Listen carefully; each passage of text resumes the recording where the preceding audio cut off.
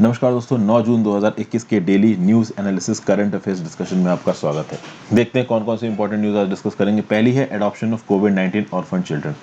Supreme court ने सारे राज्यों को और सारी यूनियन टेरिटरी की सरकारों को स्ट्रिक्ट निर्देश दिए हैं कि आप उन इंडिविजुअल्स के खिलाफ, उन एनजीओ के खिलाफ स्ट्रिक्ट एक्शन लीजिए जो कि इलीगली बच्चों को अडॉप्ट करने का रैकेट चला रहे हैं। कोविड-19 के पैंडेमिक के चलते बहुत सारे बच्चे ऑर्फन हो गए हैं और उनको इलीगली अडॉप्ट करने का एक रैकेट चल रहा है। इसके रिस्पेक्ट में मैं ऑलरेडी आपके लिए एक वीडियो बना चुका हूँ, how to adopt a child in India, role of CARA other authorities under juvenile justice act 2015। इस पर्टिकुलर वीडियो को देख लीजिए जाके, तो आपको समझ में आ जाएगा कि सेंट्रल अडॉप्शन रिसोर्स अथॉरिटी का क्या रोल है यहाँ पे बच्चे के अडॉप्शन को लेके। थोड़ा बहुत मैं इस वीडियो में बनाऊंगा आपको। तो देखिए क्या बोला जा रहा है। The state governments union territories are directed to prevent any NGO from collecting funds in the names of affected children by disclosing their identity and inviting interested persons to adopt them। कहने का मतलब है affected बच्चों की identity को displace करके, मतलब कि वो बच्चे जिनके माँ बाप मर गए, पहले तो ये बता के इनके माँ बाप मर गए कोविड-19 की वजह से, और फिर लोगों को बुला के उनको अडॉप्ट करवाना, ये गलत है। अब इसके चक्कर में कुछ करप्शन रैकेट भी चल रहा है कि भाई माँ बाप नहीं भी मरे, बच्चे आप ट्रैफिक करके कहीं से ले आए और उनको बेचने लगे कोविड-19 के नाम पे। वो तो गलत है ही, वो तो इलीगली है ही। और जो सच में बच्चे ऑर्फन हो गए हैं उनको भी ये बताना कि ये ऑर्फन है, कोविड-19 की वजह से ऑर्फन हुए हैं, इनको अडॉप्ट कर लीजिए, ये भी इलीगल है। जो भी अडॉप्शंस हैं जुवेनाइल जस्टिस एक्ट 2015 के हिसाब से होने चाहिए, और उसके अंदर जो एक बॉडी बनाई गई है सेंट्रल अडॉप्शन रिसोर्स अथॉरिटी, जो कि एक स्टैट्यूटरी बॉडी है, women and child development ministry के अंदर काम करती है। This is the authority responsible for adoption in India. ये जो पूरा का पूरा मैटर है कि जो इलीगल अडॉप्शन शुरू हो गए इंडिया में, इसको न्यूज में लेके आया था national commission for protection of child rights. ठीक है, तो प्राइवेट इंडिविजुअल्स और जो ऑर्गेनाइजेशंस में इन्वॉल्व हैं उनको भाई सजा दो। यहाँ पे बात करें सेंट्रल अडॉप्शन रिसोर्स अथॉरिटी की, तो basically this is a statutory body which is working under ministry of women and child development, government of India. Nodal body है for adoption of Indian children, चाहे इन कंट्री अडॉप्शन हो चाहे inter country adoption हो। यानी कि India के ही लोग India के अंदर बच्चा अडॉप्ट करना चाहते हैं तो भी कारा से परमिशन लगेगी। कोई फॉरेन कपल अगर इंडिया से बच्चा अडॉप्ट करना चाहता है तो भी कारा की परमिशन लगेगी। तो CARA is basically the central authority to deal with inter country adoptions. मतलब कि एक दूसरा देश, मान लो ऑस्ट्रेलिया से कोई कपल आके इंडिया में बच्चा अडॉप्ट करना चाहता है, तो भाई कहीं ना कहीं कारा से तो एक परमिशन लेनी ही पड़ेगी यहाँ पे।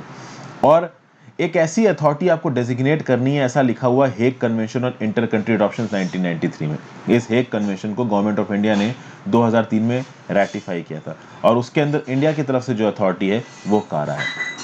तो कारा डील करता है adoption of orphan, abandoned and surrendered children through its associated recognised adoption agencies. ठीक है भाई, ये सब बातें यहाँ पे बताई गई। National commission for protection of child rights भी आया है इस आर्टिकल में, तो इसके बारे में जानकारी ले लेते हैं। ये एक इंडियन स्टैट्यूटरी बॉडी है establish bye an act of parliament. Act of parliament कौन सा है? Commission for protection of child rights act 2005। किसके अंदर काम करती है? Ministry of women and child development के अंदर काम करती। काम करना कब शुरू किया? 5 मार्च 2007 को। इस कमीशन को सेक्शन 13 ऑफ CPCR एक्ट 2005 के अंदर, जिसके थ्रू ये बनी है, ये बताया गया है कि it has to ensure all laws, policies, programmes and administrative mechanism are in consonance with child rights. मतलब कि जितनी भी पॉलिसीज केंद्र की सरकार के साथ, राज्य की सरकार के साथ, किसी लोकल ऑर्गेनाइजेशन के साथ कोई भी एडमिनिस्ट्रेटिव मैकेनिज्म, प्रोग्राम अगर बनाया जाता है तो वो चाइल्ड राइट्स के साथ मैच होना चाहिए, उसको वायलेट नहीं करना चाहिए। कौन से चाइल्ड राइट्स? जो कि कॉन्स्टिट्यूशन ऑफ इंडिया के अंदर दे रखे हैं और UN convention on the rights of child में दे रखे हैं। चाइल्ड यहाँ पे कोई भी ऐसा बच्चा होगा जो कि 18 साल तक का होगा या उससे कम की उसकी उम्र होगी। जनरल स्टडीज पेपर 2 में statutory, regulatory and various quasi judicial bodies, functioning of judiciary और वेलफेयर ऑफ वल्नरेबल पॉपुलेशन में ये न्यूज़ आपको काम आएगी। आगे बढ़ने से पहले वीडियो पे लाइक का बटन, अगर अब तक आपने इस वीडियो को शेयर नहीं किया कर दीजिए, चैनल को शेयर और सब्सक्राइब नहीं किया कर दीजिए, ज्वाइन बटन दबा के हेल्प कर सकते हैं। अगर आप देखना चाहते हैं मैंने कौन कौन से टॉपिक्स पे वीडियो बनाई है तो प्लेलिस्ट सेक्शन को रेफर करिए। एनसीईआरटी हो, लक्ष्मीकांत की पॉलिटी हो, स्पेक्ट्रम की मॉडर्न हिस्ट्री हो, रमेश सिंह की इकोनॉमिक्स हो, सतीश चंद्र की मिडिल हिस्ट्री हो, सब पे वीडियोस बन रही हैं, आप जाके वहाँ पे रेफर कर सकते हैं। एनसीईआरटी 6 से 12 की काफ़ी बन चुकी हैं, काफ़ी अभी ऑन गोइंग है। इंस्टाग्राम पे फॉलो कर लीजिए, जो भी आपके डाउट्स हैं वो मैं रेगुलरली टेकअप करता हूँ इंस्टाग्राम पे। साथ साथ अगर सबके लिए यूज़फुल है तो उनके ऊपर वीडियोज़ भी बनाता हूँ। और टेलीग्राम ग्रुप ज्वाइन कर लीजिए। टेलीग्राम ग्रुप में आपको मेरे लेक्चर्स की PDF मिल जाएंगी, और जो भी मैं लेक्चर्स के बनाता हूँ सबके तो नोटिफिकेशन आते नहीं यूट्यूब की तरफ से, तो वहाँ पे मैं लिंक भी अपडेट कर देता हूँ। अब अगले आर्टिकल पे आते हैं। Rengma Nagas demand autonomous district council. अब ये रेंगमा नागास का इशू क्या है? देखिए इस इशू को मैं बहुत डिटेल में आपके साथ अलग से मतलब कवर करूंगा भी। इसके ऊपर आज वेबसाइट पे भी आर्टिकल अपडेट होगा और वहीं से मैं इस पूरे टॉपिक को बहुत डिटेल में आपको समझाऊंगा, इनकी हिस्ट्री के बारे में बात करूंगा। अभी के लिए ब्रीफ में आपको इशू बता देता हूँ, ठीक है ना, क्योंकि करंट अफेयर्स में इतना ब्रीफ चलता नहीं है, ऐसे आर्टिकल्स को समझाने में 15 मिनट चला जाता है और टोटल वीडियो में करंट अफेयर्स की 25 से 30 मिनट रखने की कोशिश करता हूँ, ताकि अभी करंट अफेयर्स जल्दी से जल्दी आपके निपट जाए। अगर मैं 2-2 घंटे करंट अफेयर्स की वीडियो बनाऊंगा तो जल्दी लोग इंटरेस्टेड नहीं होंगे, क्योंकि ऑलरेडी मेरी 40 से 50 मिनट की एक एडिटोरियल की वीडियो भी होती है, तो वो that is also a part of current affairs.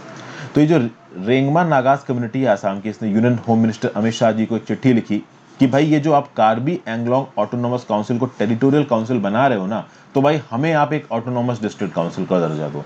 मतलब हम जिस इलाके में रहते हैं, रेंगमा नागाज जिस इलाके में रहते हैं, वहां पे अब एक ऑटोनोमस डिस्ट्रिक्ट काउंसिल बनाइए। ये बोला है किसने? रेंगमास ने। इनको रिप्रेजेंट कौन करता है? तो रेंगमा नागा पीपल्स काउंसिल इनको रिप्रेजेंट करता है, एक रजिस्टर्ड बॉडी है। इन्होंने ऐसा बोला है अपने मेमोरेंडम में कि रेंगमा वो पहले ट्राइबल पीपल थे आसाम में जिन्होंने ब्रिटिश को इनकाउंटर किया था 1839 में। और अगर आप देखोगे तो जब आसाम का स्टेट बट गया था और नागालैंड स्टेट अलग बना था, तो उस समय पे जो बाउंड्री के आसपास का इलाका था ना, ये जो रेंगमा हिल्स थे, इनका नाम बदल दिया गया और बाद में इनका नाम मिकीर हिल्स रख दिया गया। तो जब आसाम से निकाल के नागालैंड अलग किया गया, तो इस प्रकार के आसपास के जो इलाके थे, वहां पे जो हिल्स थे, उनको रेंगमा हिल्स बोला गया। बाद में रेंगमा हिल्स नाम बदल के उसको मिकीर हिल्स कर दिया गया। अब उसको आप कार्बी एंगलोंग बोलते हो उस पर्टिकुलर इलाके को। ये सब 1951 में हुआ। फिर ये बता रहे हैं कि जब बर्मीज इन्वेजन हुए थे आसाम के 1816 में और 1819 में, तब अहोम रिफ्यूजीज को हमने यहाँ पे शरण दी थी। तो कुल मिला के बेसिकली यहाँ पे ये बोल रहे हैं कि देखिए, यहाँ पे अगर आपको समझना पड़ेगा, हमारी जो नॉर्थ ईस्ट की ट्राइबल सोसाइटी है ना, वहाँ पे बहुत सारी अलग अलग ट्राइबल रहते हैं और ये अलग अलग ट्राइबल्स के अपने अपने बॉन्ड्स हैं, अपनी अपनी आइडेंटिटी है। कई कई बार तो आपको न्यूज़ में सुनने में आता होगा कि ये ट्राइबल्स आपस में लड़ते भी रहते हैं। अब अगर आप इस पर्टिकुलर इलाके की बात करोगे, टोटल KAAC की पॉपुलेशन की बात करोगे, KAAC क्या है? Karbi Anglong autonomous council. Karbi Anglong autonomous council के अंदर जो इलाका आता है, उसकी आबादी है 12 लाख। इसमें से कार्बी कम्युनिटी के लोग हैं भाई 3 लाख।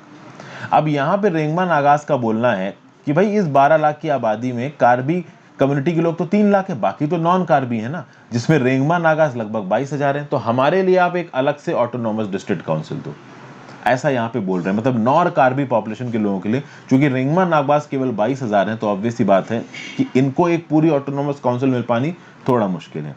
फिर ये लोग रेंगमास के लिए एक लेजिस्लेटिव सीट की डिमांड भी कर रहे हैं, ठीक है, कि भाई अब ऑब्वियस सी बात है कि आसाम के अंदर एक अलग से इनके लिए लेजिस्लेटिव सीट की भी डिमांड हो रही। चलिए वो फिर भी वैलिड मानी जा सकती है। हालांकि आसाम की आबादी के हिसाब से अगर आप देखोगे तो 22,000 थोड़ी कम ही आबादी हो गई। अब यहाँ पे इंपॉर्टेंट हो जाता है 6th schedule of the constitution. 6th schedule of the constitution में आते हैं आसाम, मेघालय, त्रिपुरा, मिजोरम और टोटल 10 ऑटोनोमस काउंसिल्स आती हैं यहाँ पे, ठीक है भाई। अगर आप देखोगे तो ये जो ऑटोनोमस काउंसिल है वो इन ट्राइबल पॉपुलेशंस को ऑटोनॉमी देती हैं कि वो अपने हिसाब से अपना एडमिनिस्ट्रेशन चला सकते हैं। आप समझिए, कुछ autonomous council directly constitution of India के 6ठे शेड्यूल के अंदर बनती हैं और कुछ ऑटोनॉमस काउंसिल आसाम द्वारा पारित एक स्टेट एक्ट के अंदर बनती हैं। अगर आप और डिटेल जानना चाहते हो 6ठे schedule of the Indian constitution के बारे में, तो मेरी ये V174 वाली लक्ष्मीकांत की वीडियो देखो, तो आपको समझ में आ जाएगा कि ये 6ठा शेड्यूल 5वें शेड्यूल से ऐसे अलग क्यों है और 6ठे शेड्यूल को एक अलग आइडेंटिटी देने की क्या जरूरत पड़ गई, आसाम, मेघालय, त्रिपुरा, मिजोरम को एक अलग आइडेंटिटी देने की क्या जरूरत पड़ गई, और क्यों हर अलग नई बनी यूनियन टेरिटरी या स्टेट के अंदर के जो इलाके हैं वो 6ठे शेड्यूल की डिमांड करते रहते हैं। फॉर एग्जाम्पल लद्दाख के लोग बोलते हैं कि हमें 6ठे शेड्यूल में डालो। अरुणाचल प्रदेश के बहुत सारे जो माइनॉरिटी ट्राइबल्स हैं वो बोलते हैं कि हमको 6ठे शेड्यूल में डालो। तो ऐसा क्या है 6ठे शेड्यूल में, वो आपको इस पर्टिकुलर वीडियो में पता चल जाएगा। एक जो बहुत इंपॉर्टेंट चीज है यहाँ पे जो आपके लिए जाननी जरूरी है कि ये क्या चक्कर है कि भाई कार्बी एंगलोंग ऑटोनॉमस काउंसिल को टेरिटोरियल काउंसिल बना दिया। तो मैं आपको बताता हूँ एक चीज। देखिए, अगर अभी की आप बात करो तो जो आसाम का इलाका है वहां पे जो स्पेसिफाइड ट्राइबल काउंसिल बनाई गई हैं जो कि 6ठे शेड्यूल के अंदर रिकॉग्नाइज्ड हैं, उसमें एक है Bodoland territorial council. Bodoland territorial council, ध्यान से सुनिएगा। और ये जो आप कह रहे हो ना नॉर्थ चचार, इस नॉर्थ चचार को डीमा हसाओ भी कहा जाता है। तो north Cachar oblique Dima Hasao autonomous district council, और कार्बी एंगलोंग वाले को बोला जाता था Karbi Anglong autonomous district council. अभी हुआ ये है कि ये जो कार्बी एंगलोंग ऑटोनॉमस काउंसिल थी, ऑटोनॉमस डिस्ट्रिक्ट काउंसिल थी, इसको टेरिटोरियल काउंसिल में बना दिया गया है।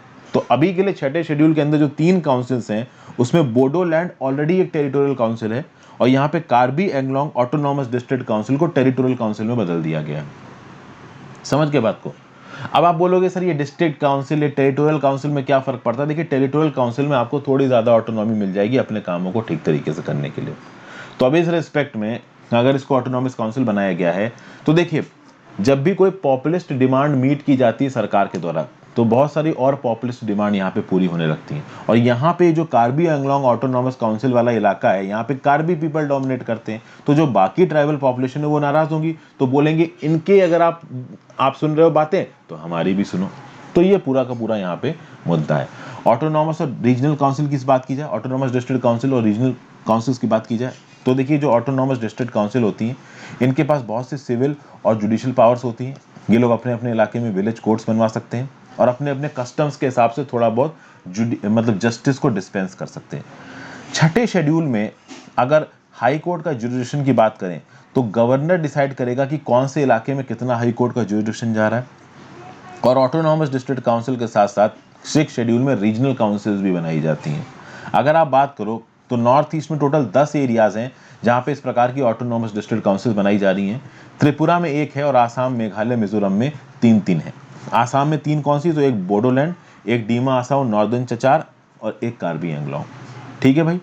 तो यहाँ पे एक डिस्ट्रिक्ट काउंसिल भी होगी और यहाँ पे एक रीजनल काउंसिल भी होगी और इनमें 30 से ज्यादा मेंबर्स नहीं होंगे। इन 30 में से 4 नॉमिनेट करेगा गवर्नर और बाकी इलेक्शंस के थ्रू चुन के आएंगे और ये 5 साल तक ताकत में रहेंगे। मैं आपको एक बात बता दूं, इन पर्टिकुलर इलाकों में जो ऑटोनॉमस डिस्ट्रिक्ट और रीजनल काउंसिल होती है ना, इनके पास काफी डिसीजन मेकिंग पावर्स होती हैं। अपने इलाके में ये काफी ज्यादा ताकतवर होती हैं। कोई राज्य की अगर लेजिस्लेटिव असेंबली इस पर्टिकुलर इलाके के बारे में अगर कोई नियम कानून बनाएगी ना तो इन काउंसिल से बात करके ही बनाए जाते हैं, इनकी इतनी चलती है। जनरल स्टडीज पेपर 2 में issues arising out of their design and implementation of policies और कॉन्स्टिट्यूशनल बॉडीज में न्यूज आपको काम आएगी। फिर एक नेक्स्ट साइंस एंड टेक से रिलेटेड न्यूज है। मैसाचुसेट्स इंस्टीट्यूट ऑफ टेक्नोलॉजी ने कार्बन नैनो ट्यूब से इलेक्ट्रिसिटी पैदा की है। ये जो कंसेप्ट है कि भाई कार्बन नैनो ट्यूब से आप इलेक्ट्रिसिटी पैदा कर सकते हो, ये कोई नया कंसेप्ट नहीं है। 2010 में इस बात को डेमोन्स्ट्रेट किया गया था कि कार्बन नैनो ट्यूब से थर्मो पावर वेव्स या फिर कह लीजिए कि इलेक्ट्रिसिटी का एक फॉर्म पैदा किया जा सकता है। तो भाई जब एक कार्बन नैनो ट्यूब के ऊपर आप एक फ्यूल की लेयर लगाते हो या फिर उसके ऊपर हीट के इम्पल्सेस पास करते हो या उसके ऊपर से आप थर्मो पावर वेव्स पास करते हो तो वो एक इलेक्ट्रिकल करंट जनरेट करने की ताकत रखता है। तो कुल मिला के यहाँ पे यही किया है MIT के इंजीनियर्स ने। उन्होंने टाइनी कार्बन पार्टिकल्स जो कि कार्बन नैनो ट्यूब में होते हैं उनका इस्तेमाल करके इलेक्ट्रिसिटी बनाने के तरीके को यहाँ पे इजाद किया है। और वो कैसे किया है? तो जब ये कार्बन नैनो ट्यूब्स किसी लिक्विड के साथ टच में आएंगे तब ये इलेक्ट्रिक करंट बना सकते हैं। ये जो लिक्विड होगा जो इन कार्बन नैनो ट्यूब्स के चारों तरफ होगा ये एक ऑर्गेनिक सॉल्वेंट होगा और इस लिक्विड के अंदर ये ताकत है कि वो कार्बन नैनो ट्यूब के इलेक्ट्रॉन्स को अपनी तरफ खींच सकता है। जब इलेक्ट्रॉन का मूवमेंट होता है तब क्या पैदा होता है? तब करंट पैदा होता है। अगर आप बात करो तो नैनो ट्यूब का जो एक पार्ट है उसको टेफ्लॉन लाइक पॉलीमर से, कभी कभी ऐसा भी होता है कि भाई जो नैनो ट्यूब है उसके कुछ पार्ट्स को आप टेफ्लॉन लाइक पॉलीमर से कोट करते हो, कुछ पार्ट्स को कोट नहीं करते हो। तो जिन पार्टों को आपने टेफ्लॉन लाइक पॉलीमर से कोट किया है उन पार्ट से अनकोटेड पार्ट की तरफ कहीं ना कहीं इलेक्ट्रॉन्स का और इलेक्ट्रिक करंट का फ्लो भी हो सकता है। कार्बन नैनो ट्यूब्स की अगर आप बात करो तो ये जो कार्बन नैनो ट्यूब्स हैं कार्बन की बनी होती हैं जिनका जो डायमीटर होता है वो नैनोमीटर्स में होता है, तो बहुत ही कम होता है। और आप कह सकते हो कि इनको single wall carbon nanotubes भी कहा जाता है। They are basically an allotrope of carbon. अब कार्बन के जो 2 मेन एलोट्रॉप्स होते हैं तो होती है फुलरीन केज, एक होता है फ्लैट ग्राफीन। इनके बीच में आता है allotropic structure of carbon nano tube. General studies paper 3 में साइंस एंड टेक्नोलॉजी में न्यूज आपको काम आएगी। आपको बाकी साइंस में घुसने की जरूरत नहीं है, आपको इस पर्टिकुलर न्यूज में इतना याद रखना है कि मैसाचुसेट्स इंस्टीट्यूट ऑफ टेक्नोलॉजी ने कार्बन नैनो ट्यूब की मदद से एक तरीका इजाद कर लिया जिससे इलेक्ट्रिसिटी बनाई जा सकती है अगर कार्बन नैनो ट्यूब के आउटसाइड लेयर को एक लिक्विड से ढक दिया जाए। वो लिक्विड कुछ साइंटिफिक प्रोसेस के थ्रू कार्बन नैनो ट्यूब के अंदर से इलेक्ट्रॉन्स खींचेगा और कहीं ना कहीं यहाँ पे करंट का फ्लो जनरेट होगा, इलेक्ट्रिकल करंट का। जनरल स्टडीज पेपर 3 में साइंस एंड टेक्नोलॉजी में न्यूज आपको काम आएगी। नेक्स्ट पे आते हैं, Indian economy will grow at 8.3% in 2021 says world bank. Fiscal year 2021-22 के लिए वर्ल्ड बैंक के लेटेस्ट प्रोडिक्शंस के हिसाब से बताया गया है कि इंडियन इकोनॉमी 8.3% से बढ़ेगी। और कहीं ना कहीं ये जो जून 2021 की ग्लोबल इकोनॉमिक प्रोस्पेक्ट्स रिपोर्ट निकली, अब आपको एक सवाल मिल गया, ग्लोबल इकोनॉमिक प्रोस्पेक्ट्स कौन रिलीज करता है? तो वर्ल्ड बैंक रिलीज करता है। तो ग्लोबल इकोनॉमिक प्रोस्पेक्ट के हिसाब से जो कोविड-19 के अंदर ये जो 2021-22 फिस्कल ईयर में इंडियन इकोनॉमी की ग्रोथ होगी वो 8.3% होगी। पहले यही फिगर जनवरी में फोरकास्ट किया गया था वर्ल्ड बैंक के द्वारा, कितना? 5.4%। अब उसको बढ़ा के 8.3% कर दिया गया है। बट प्रॉब्लम यहाँ पे ये है कि ये 8.3% बढ़ पाना बहुत मुश्किल है, क्योंकि आगे आने वाले समय में कोरोना इंड्यूस्ड लॉकडाउन का जो डेंजरस इम्पैक्ट है वो यहाँ पे रहेगा। अब देखते हैं किस हद तक ये 8.3% का प्रोजेक्शन सही हो पाएगा कि नहीं हो पाएगा, वो बाद में पता चलेगा। अलग अलग एजेंसीज पिछले साल से 10%, 11% प्रिडिक्ट कर रही हैं इंडिया की ग्रोथ रेट 2021-22 की, लेकिन ये जो पीएमआई इंडेक्स आया है अभी और जो इकोनॉमिक इंडिकेटर्स निकल के आ रहे हैं, इस पर तो यही पता चल रहा है भाई कि जो ग्रोथ रेट है वो आगे आने वाले समय में 2021-22 का कम हो सकता है। वर्ल्ड इकोनॉमी को एक्सपेक्ट किया जा रहा है कि ये 5.6% से बढ़ेगी 2021-22 में। वो ऑब्वियस है, क्योंकि पूरी की पूरी वर्ल्ड इकोनॉमी श्रिंक हुई है, तो कहीं ना कहीं तो उसको देखिए यहाँ पे बढ़ना ही पड़ेगा। ये सब बातें यहाँ पे बताई जा रही हैं। जो भी लॉसेस हुए हैं कोरोना के पैंडेमिक के चलते, उनको रिवर्स होते होते 2022 यहाँ पे हो जाएगा। मतलब जितना भी पर कैपिटा इनकम यहाँ पे कंट्रीज की कम हुई है, वो स्टेबलाइज होने में, उसी लेवल पे आने में कम से कम 2022 तक तो जाएगा ही जाएगा। और तब तक देखते हैं किस हद तक ये कोरोना का इम्पैक्ट कम होता है। अगर इसका इम्पैक्ट कम नहीं हुआ तो और ज़्यादा भी जा सकता है। ठीक है भाई। वर्ल्ड बैंक ग्रुप की अगर आप बात करो तो भाई वर्ल्ड बैंक ग्रुप में 189 मेंबर कंट्रीज आती हैं। एक यूनिक ग्लोबल पार्टनरशिप है यहाँ पे। वर्ल्ड बैंक, मेरे नाम हर्षित द्विवेदी के साथ यूट्यूब में सर्च मार दीजिए, तो वहाँ पे वर्ल्ड बैंक ग्रुप को मैंने बहुत डिटेल में समझाया। लगभग 3 महीने पहले मैंने ये वीडियो अपलोड की थी। अगर और बात करें तो वर्ल्ड बैंक ग्रुप के कितने पार्ट्स हैं, अगर डिटेल में जानना तो उस वीडियो को देख लीजिए कितने पार्ट्स हैं। तो international bank for construction and development, ये लोन क्रेडिट ग्रांट प्रोवाइड करता है गरीब कंट्रीज को। इंटरनेशनल डेवलपमेंट इंस्टीट्यूशंस, ये भी कहीं ना कहीं लो इनकम कंट्रीज को पैसा प्रोवाइड करता है। इंटरनेशनल फाइनेंस कॉर्पोरेशन, ये इन्वेस्टमेंट एडवाइस और एसेट मैनेजमेंट, तो सबसे पैसा कमाने वाला कॉर्पोरेशन ये है। मल्टीलेटरल इन्वेस्टमेंट गारंटी एजेंसी और international centre for settlement of investment disputes. आपको पता होना चाहिए वर्ल्ड बैंक ग्रुप का ये वाला जो इंस्टीट्यूट है, international centre for settlement of investment disputes, इसको इंडिया ने ज्वाइन नहीं किया है। क्योंकि अगर इसको इंडिया ने ज्वाइन कर लिया तो कल की डेट में भारत सरकार द्वारा लिया गया कोई भी टैक्स एक्शन, कोई भी कॉर्पोरेट एक्शन को में भारत सरकार को किसी इंटरनेशनल ट्राइब्यूनल में खींचा जा सकता है। और अगर भारत सरकार की अथॉरिटी को ही इंटरनेशनल ट्राइब्यूनल में खींचा जाने लगा तो फिर काहे की हमारी सोवरेन टैक्स मेकिंग पावर। इसलिए इंटरनेशनल सेंटर फॉर इन्वेस्टमेंट और सेटलमेंट डिस्प्यूट्स को इंडिया ने साइन नहीं किया। जनरल स्टडीज पेपर 3 में इंडियन इकोनॉमी और 2 में इंटरनेशनल इंस्टीट्यूशंस की न्यूज़ आपको काम आएगी। नेक्स्ट न्यूज़ है स्वच्छ भारत मिशन ग्रामीण फेज 2। देखिए गवर्नमेंट यहाँ पे सपोर्ट देगी 2 लाख विलेजेस को to achieve solid and liquid waste management. इसके लिए 40,700 करोड़ रुपए का खर्चा किया जाएगा इस फाइनेंशियल ईयर में। ठीक है, किसके अंदर? स्वच्छ भारत मिशन ग्रामीण फेज 2 के अंदर। ये अनाउंसमेंट किसने किया? मिनिस्ट्री ऑफ जल शक्ति ने अनाउंसमेंट किया। यहाँ पे national scheme sanctioning committee of स्वच्छ भारत मिशन ग्रामीण किसकी चेयरमैनशिप के अंदर? अंडर सेक्रेटरी मिनिस्ट्री ऑफ जल शक्ति। यहाँ पे अप्रूव किया है एनुअल इंप्लीमेंटेशन प्लान। कुल मिला के यहाँ पे स्वच्छ भारत मिशन ग्रामीण फेज 2 लॉन्च किया जा रहा है। ये जो फेज है ये 2020-21 से लेकर 2024-25 में मिशन मोड में इंप्लीमेंट किया जाएगा। टोटल जो खर्चा किया जाएगा वो है 1,40,881 करोड़। और इसके लिए आप देखोगे कि इस फाइनेंशियल ईयर में यानी 2021-22 में 40,700 करोड़ रुपए खर्च किए जा रहे हैं ताकि इन 2 लाख विलेजेस में से सॉलिड और लिक्विड वेस्ट मैनेजमेंट अरेंजमेंट्स लेके आए जा सके। जो फर्स्ट फेज आया था भाई स्वच्छ भारत मिशन का, उस फर्स्ट फेज के दौरान हमारे सामने बहुत सारे, आप कह सकते हो, अच्छे आउटकम्स आए। बहुत सारे टॉयलेट्स बने, लोगों ने सैनिटेशन प्रैक्टिसेस को अडॉप्ट किया। लेकिन जो भी गेन किया है आपने पहले स्वच्छ भारत मिशन के दौरान, उसको अगर मेंटेन करना है तो कहीं ना कहीं इस प्रकार के फेज 2 आपको चलाने पड़ेंगे। क्योंकि सिर्फ टॉयलेट बना के छोड़ देना दैट इज नॉट इनफ।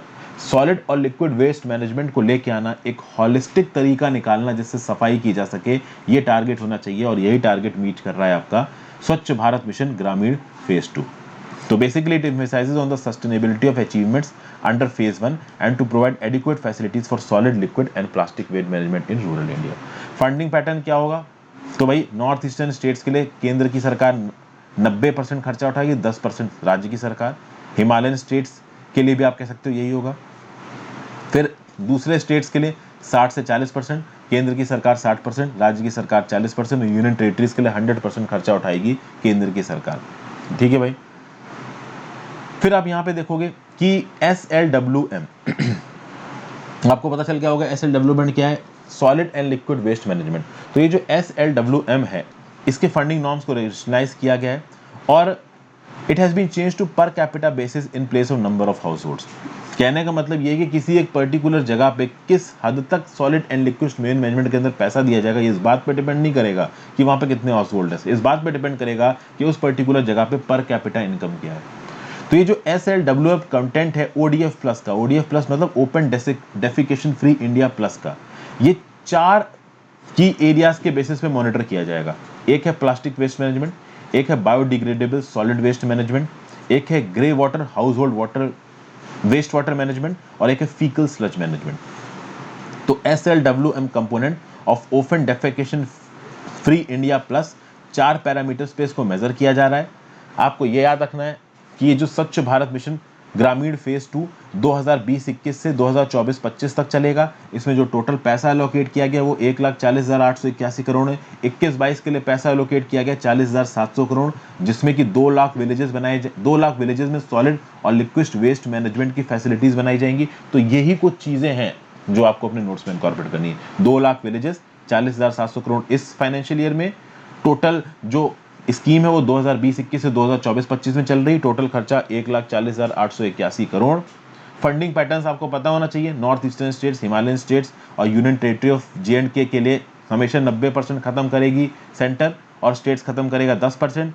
ठीक है, बाकी यूनियन टेरिटरीज के लिए केंद्र सरकार खत्म करेगी 100%, बाकी स्टेट्स के लिए केंद्र की सरकार 60% और स्टेट गवर्नमेंट्स 40%। और ये 4 इंडिकेटर्स यहाँ पे। जनरल स्टडीज पेपर 2 में government policies and interventions of development in various sectors में न्यूज आपको काम आएगा। जब फंडिंग पैटर्न्स एंड नॉर्म्स का नोट मत बनाइए, वो इसलिए मत बनाइए क्योंकि ये फंडिंग पैटर्न्स एंड नॉर्म्स बहुत सारी स्कीम्स में एक जैसे ही होते हैं, लेकिन ये 4 इलाके जहां पे SLWM को इंप्लीमेंट किया जाएगा और कितना पैसा एलोकेट किया गया है, ये तो 3-4 लाइनों में आप लिख ही लो अपने नोट्स में। जनरल स्टडीज पेपर 2 में government policies and interventions for development in various sectors में न्यूज आपको काम आएगी। फिर आज की आखिरी न्यूज, सुरक्षित हम सुरक्षित तुम अभियान। नीति आयोग और पिरामल फाउंडेशन ने मिलकर सुरक्षित हम सुरक्षित तुम अभियान लॉन्च किया है 112 एस्पिरेशनल डिस्ट्रिक्ट्स में, जिससे डिस्ट्रिक्ट एडमिनिस्ट्रेशन की मदद की जा सके उन कोविड-19 पेशेंट्स को होम केयर प्रोवाइड करने के लिए जिनके एसिम्प्टोमेटिक या माइल्ड सिम्टम्स है। होते हैं ना से बहुत सारे लोग कि कोविड हो गया बट ज्यादा सिम्टम नहीं है, तो ज्यादा सिम्टम नहीं तो उनको बोल दिया गया कि भाई घर में क्वारंटीन रहो। अभी घर में क्वारंटीन है तो पूरी सोसाइटी से कटे हुए हैं लोग, उनको सेग्रीगेट कर रहे हैं, उनसे दूर भाग रहे हैं। तो फिर ऐसे केसेस में उनको सपोर्ट की जरूरत है और इस सपोर्ट के लिए प्रोग्राम चलाया गया है सुरक्षित हम सुरक्षित तुम। ये इंडिया के एस्पिरेशनल डिस्ट्रिक्ट्स में चलाया गया है। तो ये सिटीजन्स को लॉन्ग टर्म सपोर्ट दिया जाएगा ताकि कोविड-19 के मतलब रिस्पॉन्स से मतलब इकोनॉमिक इम्पैक्ट से सोशल इम्पैक्ट से बाहर निकल सके। ठीक है, ये जो अभियान है it is being part of a special initiative. कौन सा special initiative? Aspirational districts collaborative. यहाँ पे सिविल सोसाइटी के लीडर्स, वॉलंटियर्स, ये सब मिलकर डिस्ट्रिक्ट एडमिनिस्ट्रेशन के साथ काम करते हैं ताकि एस्पिरेशनल डिस्ट्रिक्ट प्रोग्राम्स के अंदर जितने भी की फोकस एरियाज हैं उनको पूरा किया जा सके। यहाँ पे डिस्ट्रिक्ट मजिस्ट्रेट्स कैंपेन को लीड करेंगे। 1,000 लोकल एनजीओज मदद करेंगे इन डिस्ट्रिक्ट मजिस्ट्रेट्स की प्लान को लोकल लेवल पे इंप्लीमेंट करने के लिए। 1 लाख वॉलंटियर्स को यहाँ पे ट्रेन किया जाएगा ताकि इनबाउंड और आउटबाउंड कॉल्स कर सके। ठीक है भाई, इनबाउंड कॉल, आउटबाउंड कॉल मतलब जहां तक हो सके तो फोन पे उनकी मदद की जाए। ठीक है, और नई मदद की जा सकती है तो कहीं ना कहीं उनके पास जाके उनकी मदद करना, अगर ज़्यादा हालत ख़राब हो रही तो उनको हॉस्पिटल तक लेके जाना, उनके पास मेडिकल फैसिलिटीज़ और इक्विपमेंट्स पहुंचाना, ये सब के लिए इन वॉलंटियर्स को ट्रेन किया जाएगा। ये पिरामल फाउंडेशन डिस्ट्रिक्ट मजिस्ट्रेट्स के साथ भी काम करेगा, एनजीओ वॉलंटियर्स को ट्रेनिंग देगा। ठीक है ना भाई। 70% ऑफ कोविड केसेस को घर पे मैनेज करने के लिए डिस्ट्रिक्ट को तैयार करना ताकि हेल्थ सिस्टम पे कम प्रेशर पड़े, लोग हॉस्पिटल्स पे कम आए, घर में ही ठीक हो जाए, ये सब चीज़ें यहाँ पे कहीं ना कहीं करी जाएंगी। तो बेसिकली यहाँ पे एनजीओज का और सिविल सोसाइटी का एक मेजर रोल है। डिस्ट्रिक्ट हॉस्पिटल्स का तो रोल है ही, बट एनजीओ सिविल सोसाइटी का एक बहुत मेजर रोल निकल के आ रहा है और डिस्ट्रिक्ट एडमिनिस्ट्रेशन का एक बहुत मेजर रोल निकल के आ रहा है। तो आपकी डेट में, कल की डेट में आप में से कोई अगर आईएएस बनता है तो इस प्रकार के बहुत सारे इनिशिएटिव्स में आप भी ग्राउंड लेवल पे इन्वॉल्व होंगे। अब आपको समझ में आना चाहिए कि आईएएस की पावर में क्या क्या होता है। जब भी इस प्रकार का कोई भी इनिशिएटिव डिस्ट्रिक्ट में लॉन्च करना है ना, उसकी नोडल अथॉरिटी आईएएस होती है। तो उस पर्टिकुलर कलेक्टर को बोला जाएगा कि भाई ये करो ये करो ये करो। एक डिस्ट्रिक्ट के अंडर के एडमिनिस्ट्रेशन का जो भी काम है वो कलेक्टर के पास पहुंच जाएगा। भले कलेक्टर उसको उतना ना देख पाए, नीचे के लेवल के ऑफिशियल्स काम करें, बट साइन कलेक्टर के ही होते हैं, ये याद रखिएगा। जनरल स्टडीज पेपर 2 में government policies and interventions for development in various sectors. इस प्रकार की न्यूज़ आपको कहीं ना कहीं इंस्पायर करनी चाहिए, क्योंकि इस प्रकार की न्यूज़ में आपको ये पता चलेगा कि हाँ सच में कल की डेट में अगर आप आईएएस बनते हो और कलेक्टर की पोस्टिंग करते हो, you can do a lot of things on ground level. ठीक है भाई, तो सुरक्षित हम, सुरक्षित तुम, नीति आयोग और पिरामल फाउंडेशन। अच्छा एक और बात, नीति आयोग ने जो जो भी प्रोग्राम्स लॉन्च किए हैं उसमें कहीं ना कहीं सुरक्षित हम और सुरक्षित तुम अभियान को आप कोट कर सकते हो। Thank you for watching, have a great day.